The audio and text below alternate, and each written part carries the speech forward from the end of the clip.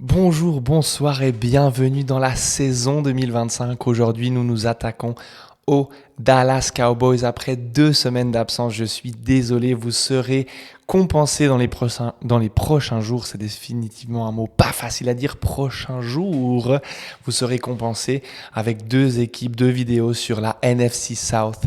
Restez connectés, restez alerte des notifications. Mais aujourd'hui, nous parlons des Dallas Cowboys, cette équipe qui, à chaque fois, beaucoup d'espoir, mais qui ne va pas très loin dans sa saison. Et une fois encore, en 2025, ça s'est produit. 7 victoires, 9 défaites, un match égalité, 4 victoires en division quand même, dont un sweep face aux Washington Commanders, mon équipe de cœur. Ça fait mal, mais bon, c'est comme ça. Le positif pour la saison des Dallas Cowboys a été les 3 points suivants. 3 victoires de suite entre les semaines 11 et 13. Deuxième équipe, top 2 à la passe par match cette année avec 266 yards par match à la passe, qui est monstrueux. Et puis ça a été la 7e équipe dans la catégorie des points marqués avec un total de 27,7 points par match.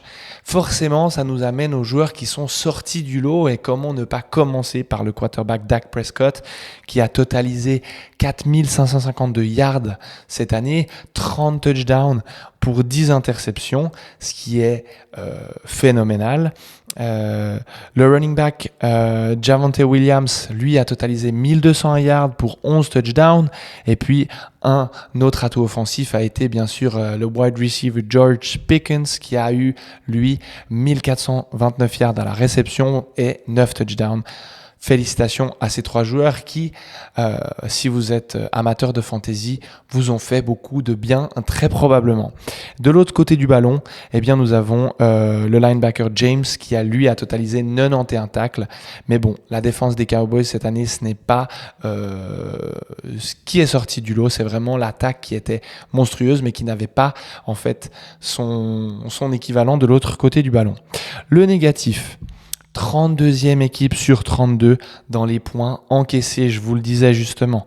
30,1 points par match encaissés, c'est trop. On ne peut pas gagner des matchs, on ne peut pas faire des saisons victorieuses avec autant de points encaissés. Donc, une défense à reconstruire pour la saison 2026, ce qui nous amène au dernier point, le point du futur. Et puis j'ajoute, maintenant que la draft est passée, dans ce dernier point, le point futur, eh bien un petit commentaire sur la draft.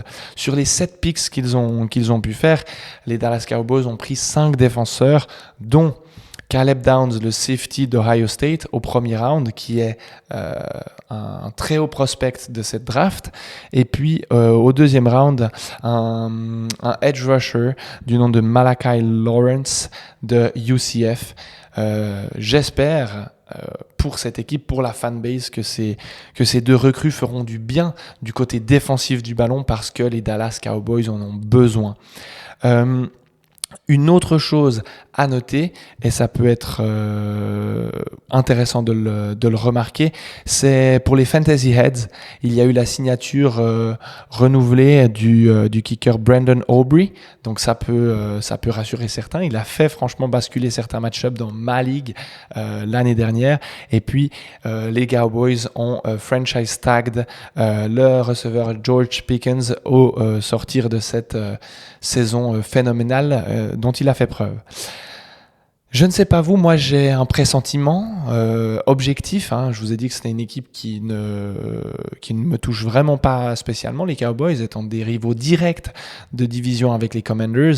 Mais mettons ça de côté. Mon pressentiment est que cette équipe, avec la draft qu'ils ont fait, va être dangereuse cette année.